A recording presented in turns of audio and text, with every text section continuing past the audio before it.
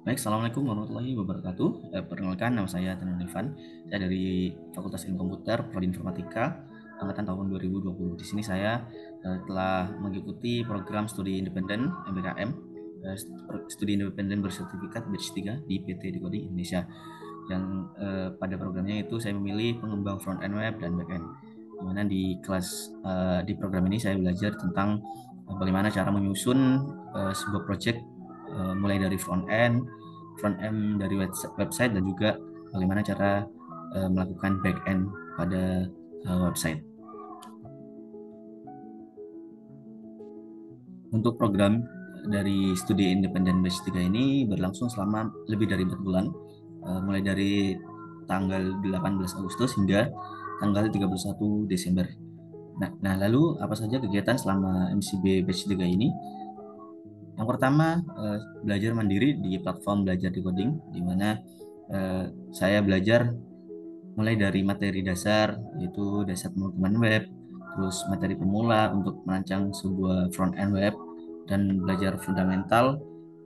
Ini tingkatan lebih lanjut dari tingkat pemula. Ada tingkat fundamental front end web development, terus ada tingkat front end web developer expert. Jadi ini learning path pada kegiatan front end web yang harus ditempuh selama kurang lebih 2 bulan, harus lulus, dan di setiap kelas dari modul tersebut ini terdapat submission yang harus dikerjakan, mulai dari pembuatan dasar website hingga penyusunan front end web dan juga testing, mulai dari end to end testing dan macam-macam lainnya. Dan eh, kegiatan yang kedua ada belajar bersama expert pada sesi LTSS dan ELT test, di mana LT test ini atau atau juga bisa disebut dengan LT front end back end. Jadi karena kelas saya merupakan front end back end, di sini belajar dengan para expert yang sudah expert di bidangnya, mulai dari belajar dasar penyusunan website yaitu HTML, CSS, dan JavaScript. Mulai dari JavaScript dasar, karena JavaScript luas juga, jadi uh, kita juga belajar dengan para expert dari pihak decoding. Dan juga ada ILTSS, di mana mentornya juga dari decoding, dari kakak decoding yang sangat profesional dari bidangnya. Untuk LTSS ini merupakan pengembangan soft skill dari kita semua seperti itu. Jadi materinya itu terdapat, salah satunya ada personal branding, terus growth mindset, terus cara pembuatan CV, dan juga bagaimana cara menjawab dari wawancara ketika kita di interview, ketika untuk melamar pekerjaan seperti itu. Terus yang ketiga ada konsultasi dan mentoring bersama mentor group. Ini dilakukan secara rutin setiap 1 minggu 1 kali, dimana untuk grup saya kebetulan mentornya ini Kak Rahma Destriani, merupakan lulusan dari Bangkit tahun 2022, dan dilaksanakan mentoring dan konsultasi ini dilaksanakan pada hari Rabu malam setiap minggunya. Nah, yang keempat yaitu capstone project, di mana capstone project ini merupakan final akhir syarat untuk lulus dari program studi independen ini. Jadi terdapat kelompok. Jadi dibuat kelompok baru terdiri dari 4 orang, di mana untuk anggotanya itu tidak boleh lebih dari 3 orang di kampus yang sama. Jadi untuk yang kelompok saya ini terdapat 2 orang dari kampus yang sama, dan untuk lainnya ini kampus yang berbeda. Ini ada dari Universitas Lampung dan juga ada dari Universitas di daerah Semarang. Dan juga ini merupakan dokumentasi dari awal pengerjaan proyek, yaitu konsultasi dengan mentor. Untuk mentornya itu Kak Rizky Hidayat, merupakan developer dari Decoding. Jadi untuk pengerjaan capstone project ini dimulai dari pembuatan grup atau pembuatan kelompok, lalu mentoring, lalu memulai pengerjaan project capstone.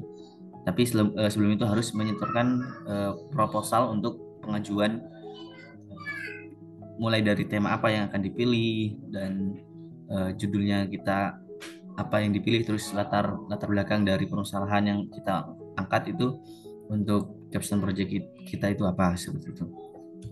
Lalu capstone project dari kelompok saya itu Reformatoris Project atau bisa disingkat dengan RT Project, di mana RT Project ini mengambil tema solusi konservasi dan pengelolaan sumber daya alam. Jadi kita untuk latar belakang dari pengerjaan capstone project ini, yaitu Indonesia merupakan hasil sampah plastik laut terbesar kedua setelah Cina, dan berdasarkan dari KLHK atau Kementerian Lingkungan Hidup dan Kehutanan, Indonesia menghasilkan 30,8 juta ton sampah per tahun. Jadi dari latar belakang ini kita berinisiatif untuk membangun sebuah e-commerce, yaitu untuk membantu masyarakat dalam mendapatkan informasi terkait sampah dan juga lingkungan, serta perantara jual beli sampah produk secara online.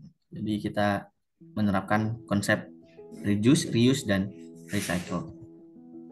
Untuk project scope dari deliverables dari project capstone saya, yaitu yang pertama ada fitur authentication, di mana fitur ini ada register dan login. Jadi terdapat 3 rule user dari project kami yang dapat bisa mengakses aplikasi website ini. Yang pertama ada admin, yang kedua ada penjual, dan yang ketiga ada pembeli. Jadi penjual dan pembeli dipersilakan untuk login dan register. Di situ sudah terdapat fiturnya. Terus ada fitur checkout untuk melakukan checkout barang, mulai dari checkout barang yang sudah dijual atau diposting dari para penjual yang sudah terregistrasi dari website ini. Dan juga ada fitur admin page. Admin page ini melakukan pengaturan admin, jadi mengatur semuanya mulai dari penjual, pembeli, produk, blog, artikel, dan lain-lainnya yang dapat dikelola seluruhnya oleh admin. Dan ada fitur produk. Fitur produk ini yaitu produk yang sudah diposting dari para penjual yang sudah registrasi. Terus ada PWA Ready. PWA Ready ini untuk agar website yang sudah kami buat ini dapat terinstall secara natif di aplikasi Android atau di sistem operasi Android. Dan juga ada fitur bayar. Ini fitur pembayaran, fitur pembelian dari pembeli. Ada fitur blog, berita, dan artikel. Ini menyangkut beberapa informasi tentang pengelolaan sampah, cara pengelolaan sampah, dan juga bagaimana buruknya ketika sampah itu tidak dapat kita atur. Dan selanjutnya ada fitur hitung ongkir. Fitur hitung ongkir ini kita mengambil dari API dari Raja Ongkir untuk melakukan penghitungan ongkos kirim dan juga mengakses data provinsi, data kabupaten sesuai dengan user yang sudah registrasi di bagian register. Dan terakhir ada fitur seller page. Nah, dari fitur seller page ini kebetulan saya yang mengelola dan saya membuat dan membangun pada fitur seller page ini.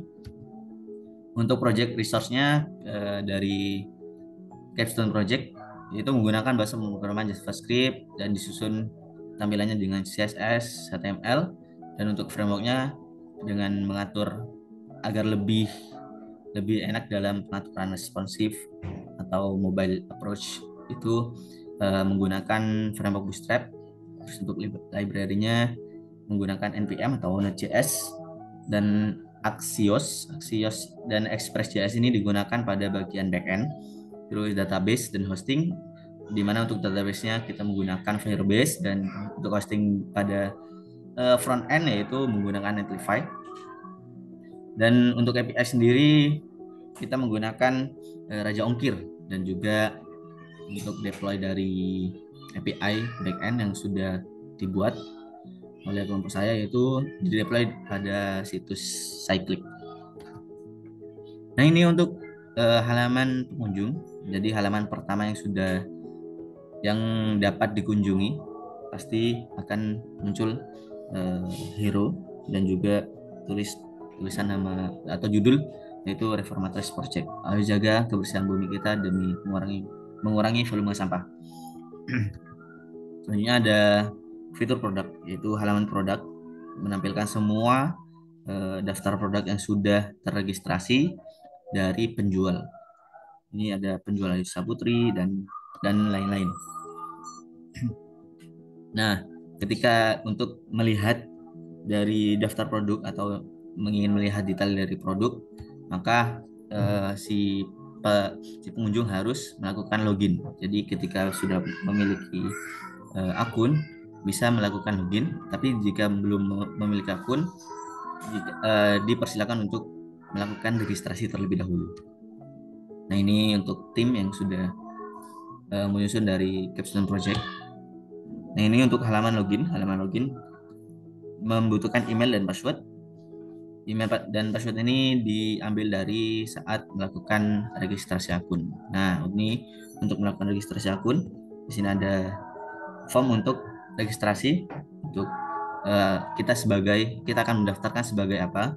Itu penjual atau pembeli itu, dan email, nama lengkap, provinsi, kabupaten, kecamatan, dan lain-lainnya harus diisi pada halaman register ini. Dan ini halaman pembeli ketika sudah login dan sebagai pembeli, di mana username itu sebagai pembeli dapat melihat detail dari produknya. Nah, ini salah satu produk yang sudah diposting dengan harga sekian dan penjualnya ini, lalu dapat dilakukan check out pada halaman ini dengan menekan tombol tambah keranjang di bawah. Lalu akan muncul tabel checkout. Jadi tabel checkout ini untuk semua barang yang sudah terpilih atau sudah dipilih atau sudah di checkout oleh pembeli, seperti itu. Nah, ini untuk detail checkoutnya. Nah, selanjutnya ada halaman seller. Halaman seller ini kebetulan juga saya yang menyusun. Pada halaman ini terdapat 4 halaman, ya: dashboard, profile, daftar produk, dan daftar data checkout. Nah, di dashboard ini terdapat total produk yang sudah diposting, terus total pendapatan, dan juga total jumlah checkout. Dan ini ada rekapan penjualan, di mana rekapan penjualan ini diambil dari data checkout yang sudah berstatus selesai ataupun selesai, diminta, dan dikirim. Seperti itu. Selanjutnya ada fitur profile, di profile dari penjual, dan ada data produk, ini produk-produk yang sudah diposting dan sudah diverifikasi. Di halaman ini juga dapat melakukan daftar menambahkan data produk melalui tombol tambah produk, dan juga bisa melakukan fitur edit dan hapus pada produk yang sudah tidak sesuai, seperti itu. Selanjutnya ada halaman data checkout. Data checkout ini merupakan halaman daftar checkout yang sudah di checkout oleh pembeli yang sudah mencheckout barang sesuai dengan penjualnya. Di sini ada pembelinya, yaitu Hesti dan Dwi Indah, dengan status sudah selesai pemesanannya. Jadi status ini terdapat status diminta, dikirim, dan status selesai. Selanjutnya ada halaman admin. Halaman admin ini yang akan mengelola semua baik itu akun penjual, pembeli, terus total barang, total checkout, dan lain-lainnya. Di sini rekapan dashboard, data-data rekap semua. Di sini ada blog.